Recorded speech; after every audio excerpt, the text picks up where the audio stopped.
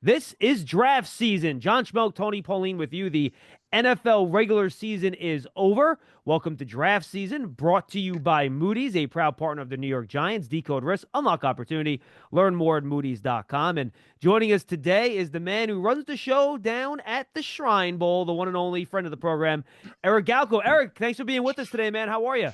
I'm doing great, guys. How are you guys doing? We're great. So let's start here. Second year of the process where you don't have to be a senior, right? Anybody can go play in these games. How has it been trying to get commitments? We're still in the zone here now. This is going to air on Wednesday this week. We're recording on Monday. Guys can still kind of dip their feet in the water and pull out with commitments and stuff like that. How has the process gone this year for you? No, it's awesome. I think I said last we talked about this, and I've told the NFL league office this and agents, is that the benefit of this rule is not just so all-star games can have juniors, but that juniors and their agents and their teams can get more information, right? If a junior is like, hey, you know what? Our staff and our scouting team, other all-star games and their scouting team, NFL feedback is not saying this guy should be invited, or more importantly, we can kind of convey the information as to why they've not been invited. It can really help underclassmen make decisions. So I'm trying to be as big of a player advocate as I can be, and giving players information to advocate for them to make sure they know what they're getting into if they come out for the draft has been awesome. So we've got a bunch of juniors that'll be at the Shrine Bowl this year. I'm sure the All-Star games will as well, and it's been great to kind of give that information back.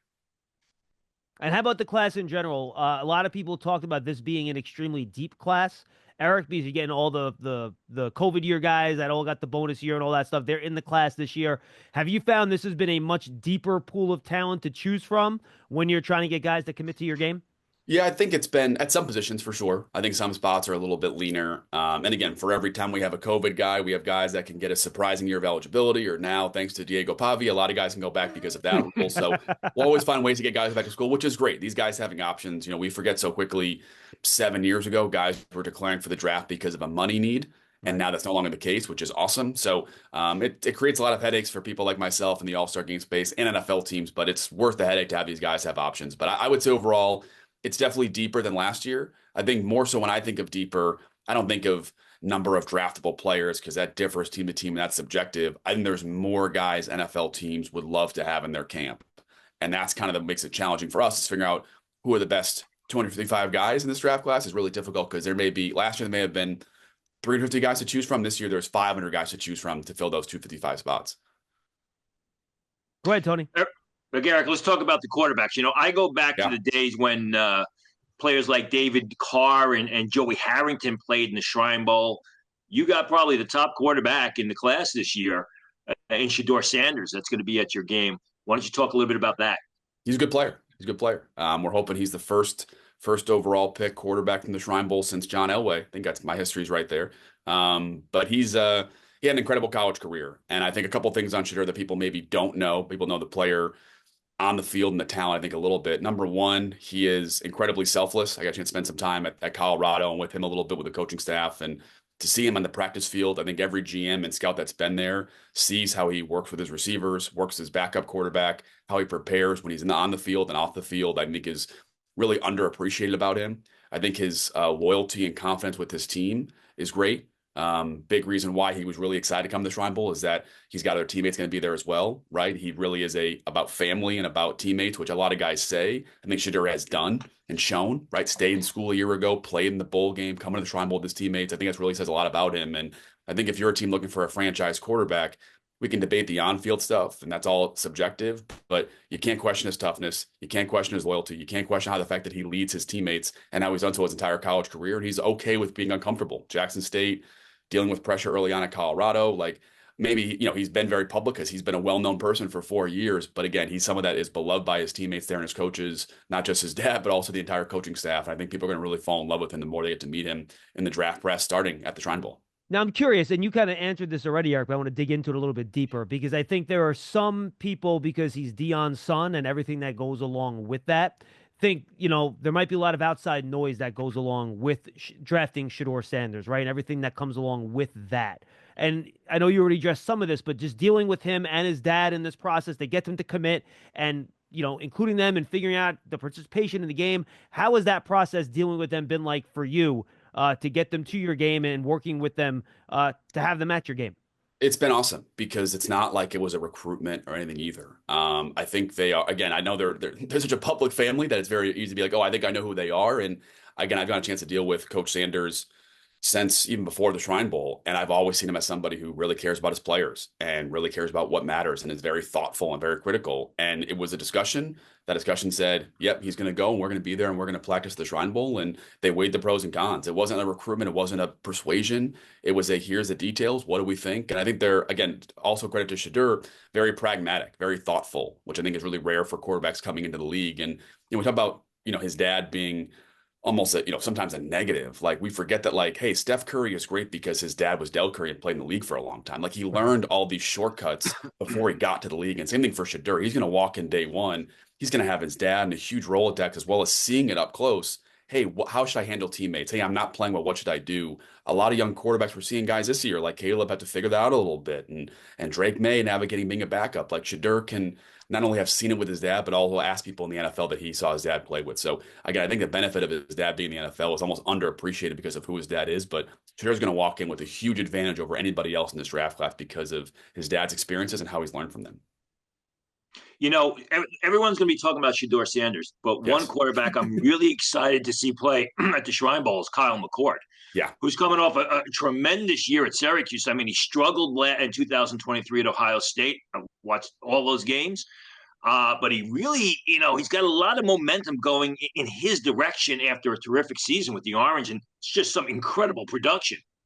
Yeah, I don't know who is going to be in this draft class entirely yet. A lot of guys still making decisions, underclassmen, et cetera, too. But, there's a scenario where Kyle is in discussion to be third, fourth quarterback off the board. I mean, that's how teams really view him right now. Part of that's because the class does not have Caleb Williams, Drake May, Jaden Daniels in this class, but also because that he's got all the physical traits you'd want. And again, similar, what I've learned, especially in this job and seeing which guys have success and which guys maybe struggle in the NFL, the guys who have been through adversity in college, real adversity, guys like Brock Purdy, whose worst college season was his senior season and he really struggled, and he's able to learn from that and get better. Like those guys, Kyle's already been through getting benched, getting cut in the NFL, right? Or traded in the NFL. Like he's already been through that mental process and came out the other side clean and really successful at Syracuse and had a tough game early in the year against Pitt and bounced back in a great way and beat Miami when it counted. And they were down 21-0 in that game at halftime, I think it was, right? So like he's already shown so much resilience. That's one of the most important traits in a quarterback. His teammates love him at Syracuse. Again, all the off-field stuff really does matter when you're Kyle McCord and have the athletic ability, the mobility, the downfield touch, the ability to make plays from the pocket, the ability to be a gunslinger and be aggressive, which he definitely is. Again, I'm a big Kyle McCord fan. We invited him early. I think I wanted him the entire season because I believed in him in the first couple of games at Syracuse. But I think to your point, Tony, people are maybe not talking about him in the right light right now, is that I think there's really a world where teams say, hey, you know what? We're going to go, we might take Travis Hunter at 1, 2, or 3, and maybe Kyle's our guy in round 2. And hey, a year ago at this time, Tony, you know as well as I do, people weren't sure Bo Nix or Michael Penix were first-round picks. Some people thought they might be, but they didn't. And this year we've got 2 consensus quarterbacks, a couple other good ones, and we'll see who else rises in the process. Yeah, I want to follow up on your quarterback point real quick, Eric, and then Tony has 2 more quarterbacks he wants to touch on. How much consensus do you think there is on this year's quarterback class, talking to people around the league? Do you feel like there's going to be very diverse opinions, not even just how they're stacked, but where they belong in terms of round and grade and stuff like that? Do you find that there's a consensus on this group of quarterbacks, or do you find it's very diverse going from team to team, from evaluator to evaluator? It feels like the tiers are a little bit developed, and you can kind of jump up a tier, but it feels like, hey, Cam and Shedeur are kind of in one tier together, right? And then maybe other guys that maybe jump in this class join them as well too. But I think the real question is, I think going into this process, without these teams having talked to these quarterbacks and really head coaches being involved in a big way, which would happen to Sean Payton and Bo Nix, where I got involved and was like, wow, this guy checks a lot of boxes I like. Like that hasn't really happened yet.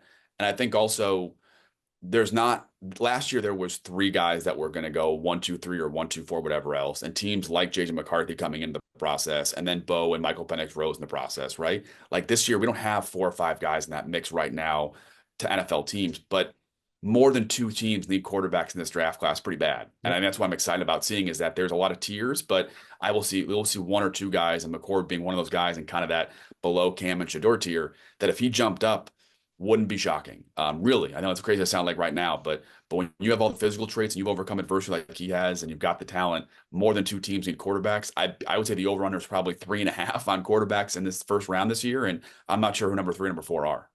Yeah. You know, one guy we won't be seeing, at least on the field, and I'm a bit disappointed, who had a great year, was Curtis Rourke of Indiana. I mean, really helped lead that team. Comes out, he played with a torn knee ligament. And you also have Mark Gronkowski on the roster. Is Gronkowski going to participate? Has there been any final decision made yet? I'll start with Gronkowski. I don't know as of just taping, right? I know this comes out on Wednesday. Maybe we know more. Mark's a great player, and he's won a heck of a lot of games at South Dakota State. We've been a big fan of Mark for a long time. One of his good friends is Mason McCormick, played in the Shrine Bowl a year ago. So we've talked about Mark for the last 13, 14 months. I think if he's in this year's draft class, he's a slam dunk draft pick, and a guy teams will say, hey, this guy can at worst be a great backup for us and has all the traits to develop into more. But the benefit of NIL now is you can go back to school and do well financially, but also, maybe do one or two more things and get better too. So Mark, I've talked to Mark about this and I've given my opinion. I want what's best for him. He'll be at the Shrine Bowl next year, if not this year. Right. So, but I think he has a lot of decisions to make here soon too, but he's a heck of a player. And I think he'll be a great NFL player this year or next year. And then on Curtis Rourke, huge disappointment and bummer. I talked to his agent and Curtis the night before kind of the news broke, and really tough what he's kind of going through now, and expectations he'll be ready to go for training camp. So any team drafting him, hey, he may miss minicamp, but he'll be good to go when they get there in July, which is most important. And I think Curtis had a really good chance to be kind of in that, like, could he jump some tiers up? A lot of similarities to Aiden O'Connell as a player, but the fact that he played a full season with the torn knee ligament, as you mentioned, and didn't really realize it or kind of play through it, again, shows the toughness, but also the fact that he was willing to play for his team despite all that. And I think he has a really good chance to be drafted still. There are down backs. You were deciding before the show began whether to put your Delaware hat on. And I had Marcus Yarns down because I wanted to speak about him. And coming into the process over the summer, I looked at this guy, I said, this guy is just a sensational third down back, situational ball carrier, whatever you want to call him. I know he struggled with some injuries this year. Is he fully healthy, and what are you expecting from him in a couple of weeks? Yeah, fully healthy. And one of the challenges of being a guy at a smaller school like that is that he was a big part of the offense. So every team was still trying to kind of keep him under control during the season at Delaware. And of course, the injuries kind of made it a little bit difficult to be 100% the whole week long. But I think you're absolutely right, Tony. He is viewed by NFL teams as one of the best pass catching running backs in this year's draft class. He's going to test, hopefully in the 4.3s, knock on wood, that he can get there. He'll be at the combine, of course. He's shown the ability to catch out of the backfield on swing routes. I think he can line up in the slot. He'll do that we get the Shrine Bowl as well to show teams he can be really versatile. But no doubt he's one of the best guys. And I will say, as a Delaware alum, I want to have a good process and talk with our staff. But I was really hoping we get the Marcus Yarns. And when he was our guy, our staff approved, I was like, let's go. So heck of a player. And we've got 2 blue hens on the roster this year. And Marcus has a great chance to not only be a draft pick, but be one of those early contributors as a third down player in the NFL in this rookie running back class. All right, I want to jump over to go ahead, Tony. I was going to say, when I looked at the invitations, accepted invitations so far, I looked at the receiver class and I said, wow, this is, in my opinion, probably the best position group at the Shrine Bowl. I mean, you got some outstanding players, not top end of round 1 guys, but players that are going to be day 2, day 3 picks to make a roster. And I want to start with the Colorado guys, because you talk about Colorado receivers. Everybody says Travis Hunter, and they don't know about anyone else. But you got LeJontay Webster, who's the speedster. You got Will Shepard, terrific possession receiver who came over from Vanderbilt. I mean, he is a guy who just consistently wins out for the contested pass. Jimmy Horn, a smaller guy, but very quick, does a little bit of everything well. I mean, these 3 guys are legitimate next-level talent that few people talk about because everyone's focused on Travis Hunter. 100%. And I think it's been one of the deepest receiver rooms in the country this year. And that's a credit to Shadur kind of spreading the ball around. But I'll work backwards. Jimmy Horn Jr. will challenge be one of the fastest guys at the combine this year. I mean, one of 3 or 4 guys who can absolutely crack 4.2. And I think he has a good chance to do that. I know he pre-tested at a training facility in the 4.3s. That's without enough training. He's already in the 4.3s. So getting to 4.2 as a receiver is pretty rare. Will Shepard, great position guy at Vanderbilt. I think he can play outside. He can play a big slot role. What he grew the most at Colorado, he is an outstanding run blocker and after the catch blocker as well too. So with Webster running these bubble screens or Jimmy Horn on reverses or having a run back in the backfield, Shepard's going to be a guy who can block at a high level. And then Webster is one of the most talented kind of individual matchup receivers in this entire draft class out of the slot. And I think he's one of the hardest to tackle receivers in this class. I know teams with top 100 grades on him because they know, hey, this guy's in your offense. He's going to make so many guys miss on jet sweeps, on quick throws, on deeper vertical plays as well, too. Not to mention that of that receiver from Colorado, along with Travis, he was really the leader, too. You're getting a galvanizing, big personality leader who can really make a lot of plays. I think all three of those guys, as well as Travis Hunter, will be draft picks this year. And all three of those guys should play well at the Shrine Bowl this year with Shedeur. Eric, two receivers that Tony and I were very excited heading into the year are on your list, Trey Harris and Sam Brown, that, we thought could be really talented and have a chance to challenge to be high draft picks. What have you seen from them on tape this year, and what's the excitement level you've gotten from teams and expectations for those two guys Shrine Bowl week? Yeah, Sam Brown had a slower start. He was a little bit hurt and had to navigate being a transfer at Miami and kind of slowly came on as the year went along. But big, long, really athletic. He's going to be an ace special teams player for NFL teams and really developed this year at Miami and being more of a complete outside guy. And Miami, probably along with Colorado, two of the deepest receiver rooms in the country. I think Sam Brown alone as a special teams guy is a slam dunk draft pick, an NFL player. But I think at the Shrine Bowl week, he'll show a lot more that he can play on the outside consistently and be a full-time guy. I think he's, again, not only a draft pick, but he might test his way into being a top 3, top 4 round player. And who else you mentioned? And Trey Harris. Trey Harris, one of the better receivers in this year's draft class, in my opinion. The vertical ability has been documented. He's got such great late hands and finishing ability on the sidelines and the red zone. I think he could be a complete downfield guy. He's in that test better than people maybe expect as well, too. And I think he has a chance to be a starting level X or Z receiver in the NFL tomorrow. So you mentioned, Tony, it may not be a first round pick. I would say Trey Harris is going to have a lot of opportunity to be there in this draft process because he's so smart and well liked by NFL personnel coming into the process. And he's as safe a receiver as there is in this year's draft class. And he has good size, too, by the way, which I know teams value, too. Final receiver I want to talk about, and a guy that I'm ecstatic he's going to be at the Shrine Bowl, Nick Nash of San Jose State. I mean, a guy whose production was just off the charts, showed a lot of development in his game. Not the fastest guy, but someone who knows how to separate, someone who knows how to get open, and catches everything that's thrown in his direction. The Triple Crown winner. Production's hard to argue with, and I know some debate about that in terms of, does that matter? I think, every Biletnikoff finalist has been drafted -2 in the last 20 years for what it's worth, right? NFL teams can be locked in on traits sometimes when a guy produces that much and the way he's done it. Keep in mind, he's a former quarterback, so he's not like been playing receiver for, 10 years. He's adjusted the position, and within 2 or 3 years, he led the country in receiving yards and receptions and touchdowns. So I think his size is undeniable. The ability to win in the red zone is really impressive. The ball skills are there. But I think people kind of lose track of a little bit is that he's still getting better as a receiver. He is not a maxed out 6-year player at receiver. He is still ascending as a talent. I think if and when he tests well at the NFL Combine, he's going to go from being a fun, productive late round pick to a guy teams are saying, well, why can't he be Puka Nacua? Like, why are we waiting on this guy? He's produced, he's big, he's strong, he's going to test pretty well. Like, okay, why is this guy not going much, much earlier too? So I think despite him producing as much as he did, I think people are still sleeping on Nick Nash. I'm glad you're not, Tony. That's why you're one of the best in the biz.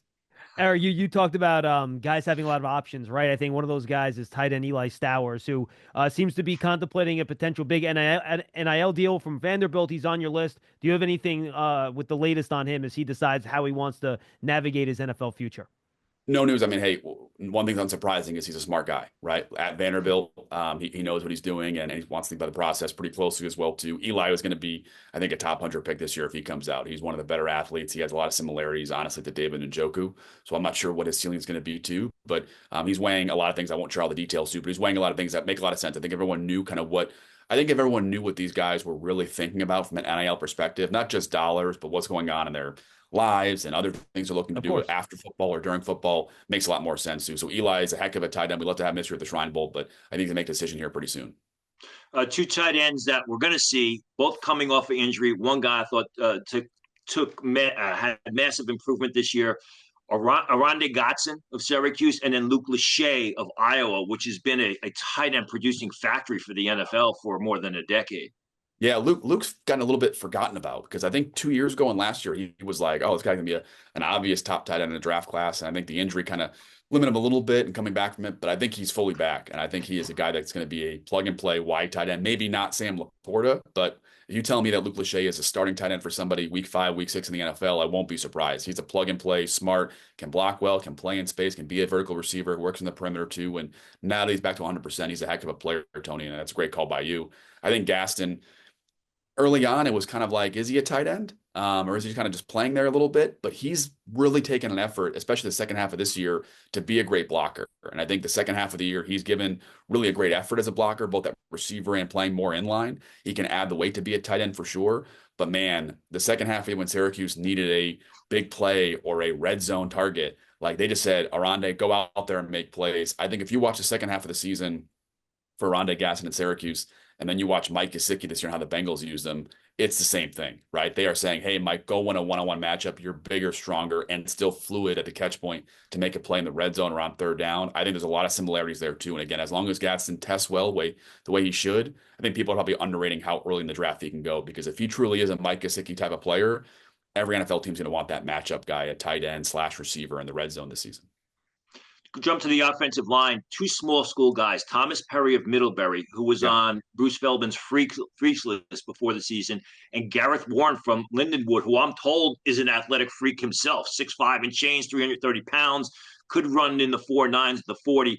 What can we expect from both of these guys? Yeah, Thomas Perry is physically strong and really impressive in that way. He's trained with Duke Manyweather, has for last year, and I think you can talk to Duke as well too and say, hey, Duke's not shy about it. He believes Thomas Perry is going to be a very similar to like an Ali Marpet type player, and we're bullish on Thomas. He made huge strides. One thing that matters a lot in watching small school players is not only do they dominate the film, but when you watch the year before to the next year, are they ascending in a really like exponential way? And you watch his junior stuff versus senior stuff, and you see Thomas Perry is getting way better every year. I think between the fact that he's athletic, super strong, has the length to play guard and center, and the fact he's gotten better every year, I think he's a draft pick and also a guy teams are saying, we don't want to mess with the next Ali Marpet. I think for Gareth Warren, I won't reveal kind of what the numbers are, but I saw some of his numbers when he got to training early on because their season ended early. And I had to verify with like 3 other people to make sure that this was right and these numbers were correct. I think he is going to has a chance to be one of the most athletic offensive tackles in the last couple of years. And I know Kent Lee Platt at Relative Athletic Score, RAS, like I would be surprised if Gareth Warren is not a 99th percentile offensive lineman this year's draft class. That's why we invited him. We believe in the athletic traits. Again, he's getting better as well too. So good call by you, Tony. And again, I think Warren, based on some of the stuff he's done so far testing wise, if and when he's at the NFL Combine, he's going to really be one of the biggest names to learn in late February, early March. You talk about athletic linemen who have improved, and I'll set it up like this. Last year, C.J. Hansen had a real good week of practice at your game. He's now on the active roster for the Chiefs. His former teammate at Holy Cross, Luke Newman, transferred to Michigan State. And, I mean, you talk about a zone blocking guard. You talk about a guy that can get out on the second level, pull across the line of scrimmage. I mean, Newman, to me, showed improvement this year at a much higher level of competition. Yeah, I mean, he's a great mover. I think I chose the Holy Cross as well when he played left tackle, that he can really move in space at a high level, can work laterally left and to his right as well, too. And I think he's shown that at Michigan State, playing obviously more inside. The fact that he can move at a really special level as a zone blocker. I think early on at Michigan State, keep in mind he kind of got there late, finishing up the spring season and spring degree at Holy Cross. Kind of got to Michigan State a little bit later too. But again, the second half of the season, with most of these transfers, really what you want to look at. And I think for Luke Newman, showed the ability to win with power, but also continue to win in space. I think for zone blocking teams and teams that want to get him out in space a little bit more, he's going to be a really, really coveted offensive lineman. And again, I think I haven't looked at too many people in the media and kind of where they have players as well too, but don't be surprised if Luke Newman is one of the higher ranked guards by a lot of NFL teams coming into the draft process, because he's going to test well, but the movements there on film, that's really, really hard to find for a guard / tackle / center. He could play all three. One last offensive lineman for me. In contrast to Newman, Nash Jones of Texas State, who really wasn't on the roster, on the scouting radar before the season, or wasn't spoken about. I mean, here's a guy who looks like an NFL offensive lineman, big, thick lower body. I mean, just dominates opponents at the line of scrimmage. I get excited about Nash Jones. I'll credit our director of college scouting, Shane Coughlin, because a year ago, we invited Nash Jones a year ago before anybody else really knew about him. But we were bullish on him as a player a year ago. He's made great strides, but physically imposing, physically impressive, high football IQ. Talking to his head coach, G.J. Kinney, the last 2 years, he's made strides there. If he can't play center, that's okay. He can really be a high football IQ guard, tackle, convert, but really, really impressive. I think short area movement, really handle defensive tackles that are much bigger than him, guys that are 360, 370 at the NFL level, he'll handle with pretty good control, and also can get out in space as he's played tackle in his college career as well too. So we've been a fan of Nash Jones for 2 years now, and again, credit to our scouting staff for being bullish on a Texas State guy a year before NFL teams know about him, but no doubt he's a heck of a player. We'll move to the defensive side of the ball. You've got two zero technique nose tackle types, if you'd like. Jordan Phillips of Maryland, who I believe is a redshirt sophomore, and C.J. West, the Kent State transfer, who played at Indiana this year and had a terrific season. I mean, both of these guys are just nasty, punch you in the face, do the little things right type of defensive tackles. Yeah, I think both those guys have a great chance to be top 100 picks. It's hard to find guys that are big as that can move, that have had successful, productive seasons, not necessarily sacks, but also pressures and just generating impact on the quarterback. But also talking about those guys, really, really high character and really smart guys. Like you can tell pretty quickly, finding guys that big who can move that well, who can process the way they can. I think both those guys will rise to be top 100 picks. And no doubt they have some similarities. I think CJ can be a little more effective as a penetrator. I think Jordan eats up space at a really, really high level for a guy that big. But both those guys are highly, highly viewed by NFL teams, and they'll be hotly fought after on draft weekend. Because I think after a good Shrine Bowl week, and then again at the NFL Combine, I think both those guys have a great chance to not only be top 100 picks, but guys that are coveted quite a bit when the second, third round comes around. Everybody loves the small edge rushers, and when you talk about you draft Twitter world, they talk about small edge rushers. They talk about Donovan Ezekruka of Boston College and Kyle Kennard of South Carolina. Yet somehow Antoine Ryland Powell is often left out of the conversation. This is a guy with 16 sacks and 20 tackles for loss. And when you put on the Virginia Tech tape, all this guy does is wreak havoc behind the opponent's line of scrimmage.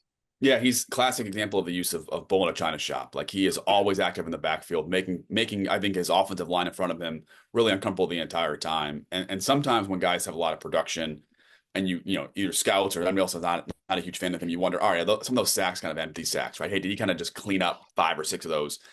Maybe 1 or 2, but all those are really earned, to your point. And there's a world where he's got 20 sacks, the way he gets pressure on the quarterback and force quarterback to make plays and decisions early too. And we kind of forget sometimes that, hey, a sack only comes when a guy is not throwing the ball away or getting the ball out quicker too. And I think if you look at his pressures, him and Elijah Roberts, other player at the Shrine Bowl this year too, lead the country in pressures forced. So I think overall, more activity in the backfield is going to lead to a lot more success in the NFL. And I know Paul Ryland is not the biggest guy, but again, to your point, Tony, no doubt he's going to get drafted, no doubt playing the NFL in some respects. But again, don't be surprised if he's a 4th, 5th round pick that's playing in a rotation early on in his NFL career.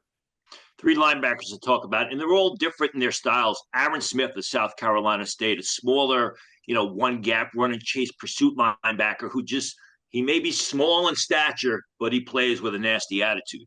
Super tough, can play in the box at really high levels, gotten better as a coverage guy vertically and on the perimeter, which I think is really, really important too. But he'll be a guy that can handle the green dot at the NFL level. NFL teams want to know that at the Shrine Bowl in our interview process and during practice. But I think if he can prove, which I'm sure he will, to NFL teams that he can be that Mike linebacker and wear that green dot and has the range to play in space and vertically, he'll be one of the higher HBCU players drafted, not just this year, but in the last couple of years. And I think as of right now, he's our only HBCU college player so far, but he's going to represent it well. And he'll be not only a draft pick, but a guy NFL teams are coveting on draft weekend, if not day 2, early day 3. Because like you said, Tony, he's a guy NFL teams still want. If they can be long enough to play in space, but really be a thumper on the inside, those guys are harder to find now.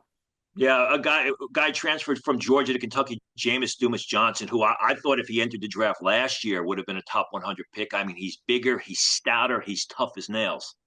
Didn't get worse, right? Guys don't get worse usually. I think you're absolutely right, Tony. He's a guy that is a plug and play. I think in a 3-4 defense, inside linebacker, he plays tomorrow. He could do more than that, but I think he's a plug and play starter in the NFL. And NFL teams are devaluing linebackers maybe more aggressively than running backs in the draft process the last couple of years, and especially guys that are more considered first, second down guys early on in their career. Dumas-Johnson could do more than that, but I think right now, short term, that's what he's best at. But to your point, Tony, you want an NFL starter as a linebacker, an inside guy in a 3-4, or maybe a Mike in a 4-3, he's going to start for you tomorrow in the NFL. I think no doubt about that. When a year ago, he's only gotten better at Kentucky, and he's going to be a heck of a player.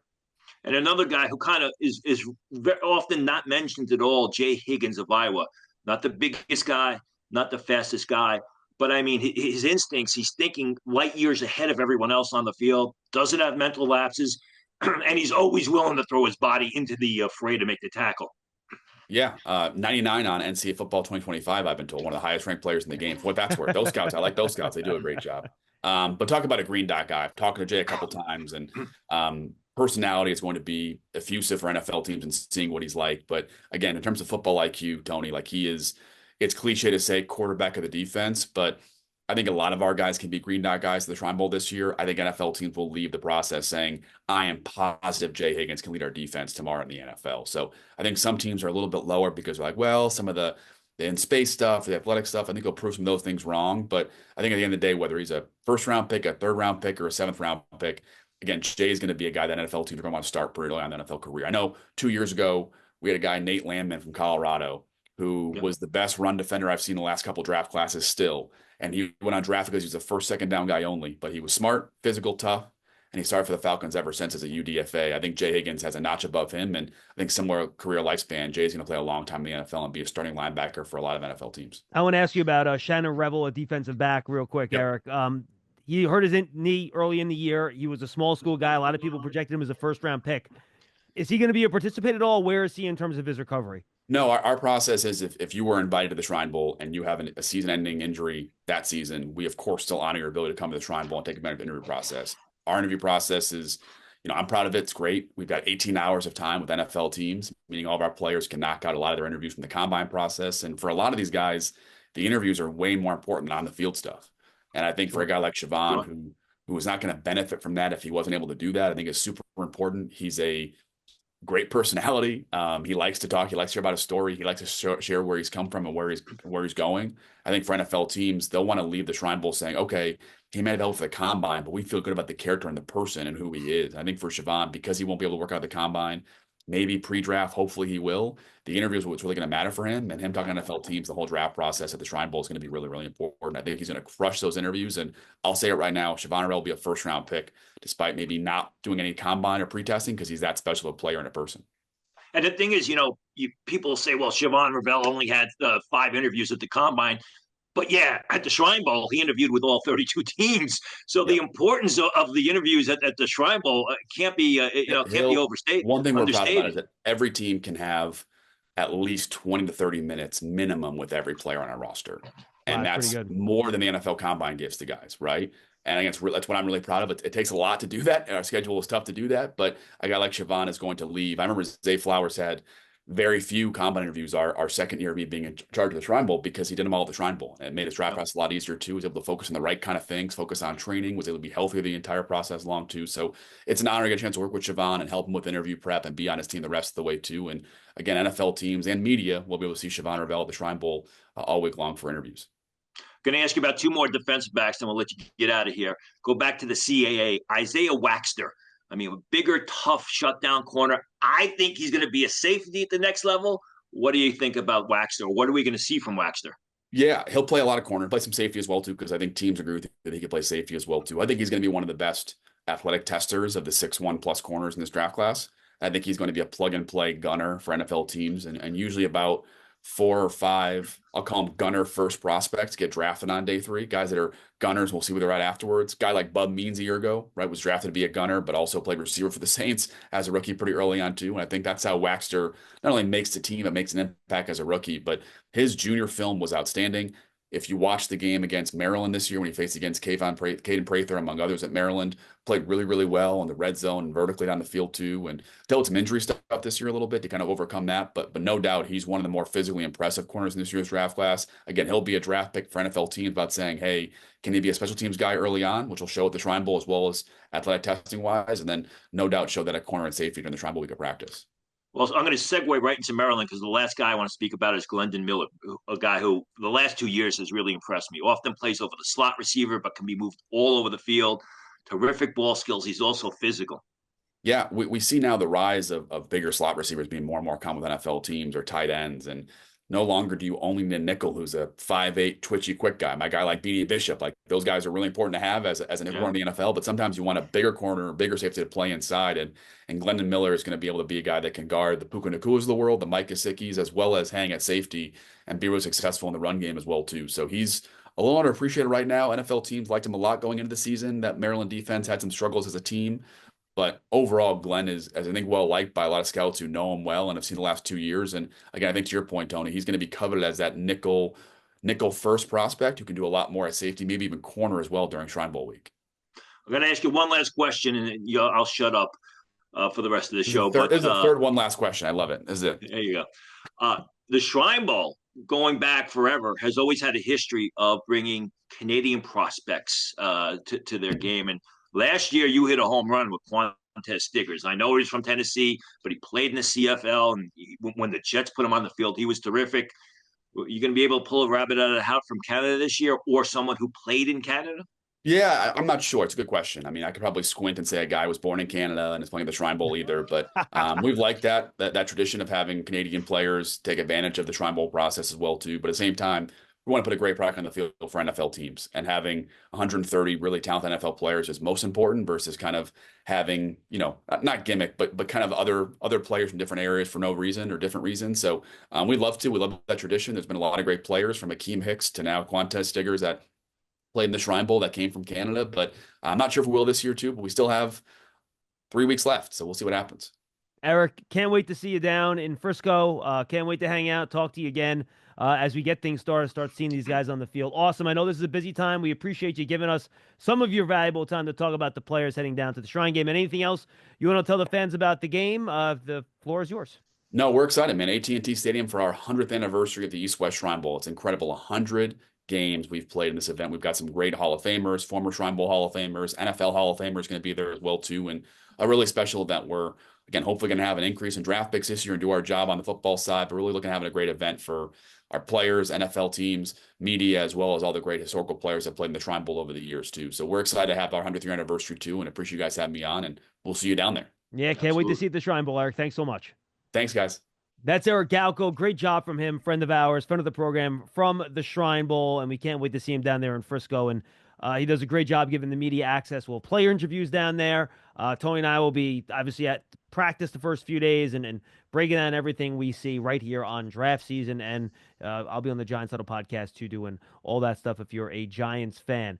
Don't forget, Moody's is a proud partner of the New York Giants. Draft season is presented by Moody's, uniting the brightest minds to turn today's risk into tomorrow's opportunities. Learn more at Moody's.com. And Tony, real quick before we say goodbye, we'll have more time to obviously break all this down as we get closer to the draft. And, we see what teams do in free agency, which will impact team needs and all that stuff. But we do know who the first 18 teams will be selecting and what order in the NFL draft until we get to the playoffs here. I'll rattle off very quickly, and then I want to go through just a couple bullet points here. Believe it or not, there were 10 teams that finished with 5 or fewer wins this year, which is a lot for any NFL season. So the Titans, the Browns, and the Giants were the only teams finishing with just 3 wins. That's the order. Titans at 1, Browns at 2, Giants at 3. Let's go through those teams first. The Titans and Browns and Giants certainly all are in need of a quarterback in one way, shape, or form. Curious to see how that shakes out, given the Deshaun Watson situation in Cleveland and Tennessee. It doesn't look like Will Levis is their guy, and the Giants really don't have a quarterback on the roster at all except for Tommy DeVito. So I'll be curious to see how those teams handle this draft in terms of the quarterback position with Sanders, Ward, and then, of course, the consensus seems to be that Travis Hunter is the top non-quarterback player in this draft class. So we'll see how it shakes out between those 3 teams. What'll be interesting to see is, does the fact that Tennessee and Cleveland, 2 teams that will likely, if not almost definitely go quarterback, if that helps Jalen Milroe. And what I mean by that is, Shedeur Sanders and Cam Ward are going to go, 1-2 in some order or another. Does that push Jalen Milroe up? I mean, a year ago at this time, did you think Michael Penix was going to be a first-round pick? Did you think Bo Nix was going to be a first-round pick? And look where they went. People will discuss and debate Jalen Milroe back and forth. I'm a big fan of his. I think that Tennessee and Cleveland being selected 1-2 really impacts in a positive way Jalen Milroe. Yeah, it could push him up the board. You're right.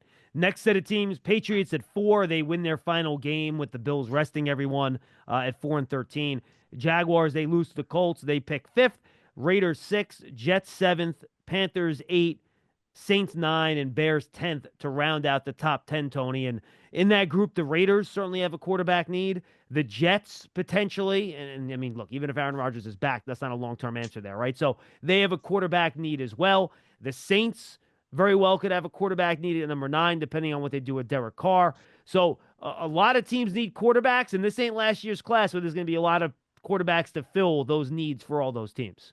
Well, the Raiders really wanted to move up and get, Jaden Daniels last year. I'm sure, if the right package is offered to a team like the Browns, they may, flip flop with the Raiders, so the Raiders can get up and get their quarterback. And I mean, how ironic is it?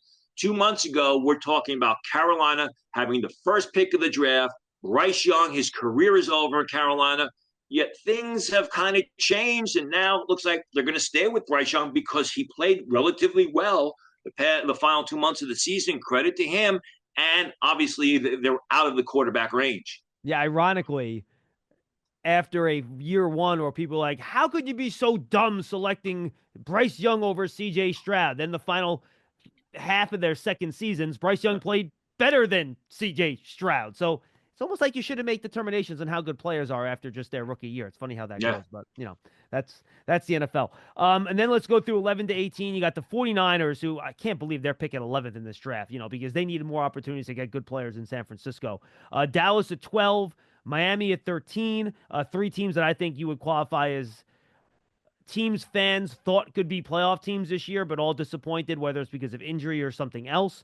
Then you have Indianapolis, who are bringing back both their general manager and their head coach in Trent Baalke and Shane Steichen. I'm sorry, Trent Baalke is in Jacksonville. But they're bringing back their entire team in Indianapolis. Atlanta, Arizona, the Bengals at 17, and then the Seahawks round things out at pick number 18. You look at San Francisco at 11, you look at Miami at 13, teams that had injuries, especially Miami at the quarterback position. I mean, this is an opportunity for them to add that final piece or so in the first round, early in the following rounds, to maybe push them over the edge. Dallas, who knows what's going to happen in that organization. Indianapolis, I mean, they're going to roll with Anthony Richardson, and I like what Chris Ballard has done with his teams, minus the quarterback position, which he never seems to get right. So that is an interesting situation. Yeah, Chris Ballard, the GM in Indianapolis. Thank you, Tony. Had a brain freeze there for a second. But yeah, we'll see what these teams decide to do as we head into the draft. And obviously, as we get a better idea for team needs, there could be, Tony, in this draft, maybe 15 guys with true first-round grades. It's not going to be a large number. Last year, I was close to 24. It was a lot, and I think it's going to be much, much less this year. So trying to get a real impact player for these teams, picking even around, 13 or 14, depending on how they have these guys graded, could end up being tough. So it'll be fun to kind of digest this middle of the first round, where I think we could see some movement given, how short the first round grade list might be in this particular class. And we still got to wait on the underclassmen. I mean, is Derek Harmon of Oregon, is he going to officially, enter the draft? So many guys, playing in the Final Four.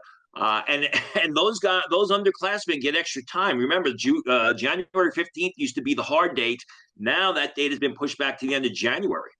No question about it. Tony, good stuff, my friend. Our next episode, we're going to be reacting to the semifinals of the college football playoffs. Those games will take place on Thursday and Friday. Tony and I will be recording the following Monday morning. So we'll react to that. We'll look forward to the college football finals the following weekend.